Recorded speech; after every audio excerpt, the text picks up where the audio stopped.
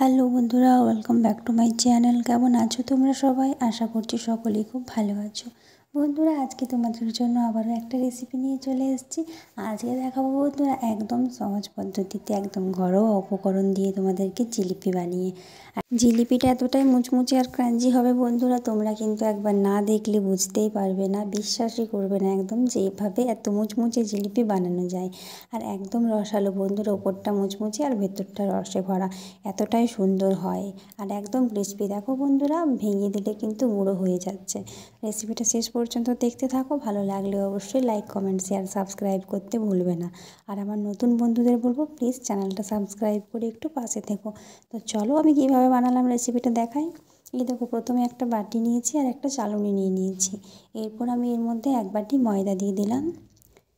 মাপটা কিন্তু ঠিক মতো দিতে হবে। এই দেখো, আমি 1 চামচ বেসন দিলাম বন্ধুরা, আরও 1 চামচ বেসন দিয়ে দিলাম এর মধ্যে। এরপর আমি এর মধ্যে দিয়ে দিলাম 1 চামচ কর্নফ্লাওয়ার, আরও 1 চামচ কর্নফ্লাওয়ার দিয়ে দেবো, 1 চামচের থেকে অল্প কম।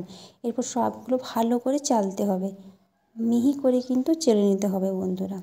চালা হয়ে গেছে, এই দেখো হাত দিয়ে মিশিয়ে নিলাম। এরপর একটু একটু করে জল দিয়ে এটাকে মাখতে হবে।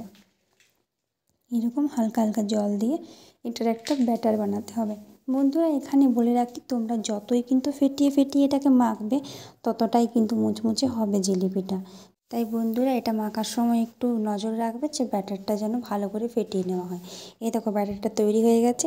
এরপর আমি এর মধ্যে দিয়ে দেবো 1 চামচ পরিমাণ তেল, সাদা তেল 1 চামচ দিয়ে দিলাম। এই তেলটা দেওয়ার পরে কিন্তু আমি আবারও এটাকে ভালো করে ফেটিয়ে নেব। এই দেখো তেলটা দেওয়ার পর আবারও ভালো করে আমি ফেটিয়ে নিচ্ছি।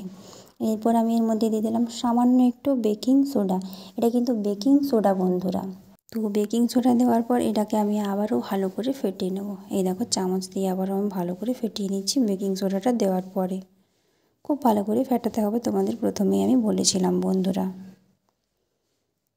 এই দেখো এটার একটা ব্যাটার তৈরি হয়ে গেছে সুন্দর বন্ধুরা। ব্যাস, এটা একদম তৈরি হয়ে গেছে। এই দেখো বন্ধুরা, এবার এখানে নিয়েছি একটা প্লাস্টিক। এখানে তোমরা যে কোনো চৌকা প্লাস্টিক ব্যবহার করতে পারো। এরপর ব্যাটারটা আমি প্লাস্টিকের মধ্যে ঢেলে নিলাম। ব্যাস, ব্যাটারটা ঢেলে নিলাম। এরপর এই প্লাস্টিকটার মধ্যে একটা আমি গার্ডার দিয়ে দেবো।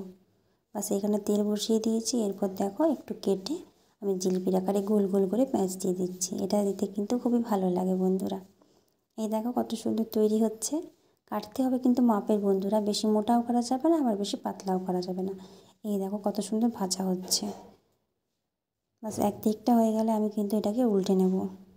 এই দেখো হয়ে গেছে, আমি এক দিকটা উল্টে নিচ্ছি। কত সুন্দর হচ্ছে বন্ধুরা, দেখো জিলিপিগুলো দেখেই কিন্তু মনে হচ্ছে যে কতটা সুন্দর হবে এগুলো। এই দেখো লাল লাল হয়ে গেছে বন্ধুরা। এরপর এগুলোকে তুলে নেব। এই দেখো এইভাবে আমি সব জিলিপিগুলো কিন্তু ভেজে নিয়েছি বন্ধুরা। প্রত্যেকটা জিলিপি কত সুন্দর হয়েছে। দেখো একটাতে আমি কালার ইউজ করেছি, একটাতে কালার ইউজ করিনি। এখানে আমি চিনির শিরা বানিয়েছি, চিনি আর জল দিয়ে। আর এখানে আছে বন্ধুরা এলাচ। এরপর আমি এই চিনির শিরাগুলোর মধ্যে জিলিপিগুলো দিয়ে দেবো। চিনির শিরাটা আমি 1 বাটি চিনি আর সেই বাটিতেই কিন্তু 1 বাটি জল দিয়ে শিরাটা বানিয়েছি। সব জিলিপিগুলো দিয়ে দিলাম। এই দেখো রস থেকে তুলে নিয়েছি আমি কিছুক্ষণ পরে। তো দেখো বন্ধুরা তৈরি হয়ে গেছে আজকের রেসিপি জিলিপি। দেখতে কতটা সুন্দর লাগছে। একটা ভেঙে দেখাই বন্ধুরা যে কতটা মুচমুচে হয়েছে জিলিপিগুলো। এই দেখো হাত দেওয়া মাত্রই কিন্তু ভেঙে যাচ্ছে, এতটাই মুচমুচে। আর ভেতরটা দেখাই বন্ধুরা কতটা রসালো হয়েছে জিলিপির ভেতরটা। তোমাদের দেখাই জিলিপির ভেতরটা। এই দেখো পুরো রসালো বন্ধুরা, আর কত মুচমুচে। তো দেখো বন্ধুরা কত সহজ পদ্ধতিতে তোমাদের জিলিপিটা বানিয়ে দেখালাম। যদি তোমাদের ভালো লাগে অবশ্যই একবার বানিয়ে দেখবে, আশা করছি ভালো লাগে। খেতে কিন্তু খুবই ভালো লাগবে বন্ধুরা। তোমরা না বানালে কিন্তু বিশ্বাসই করবে না যে এভাবেও জিলিপি বানানো যায়।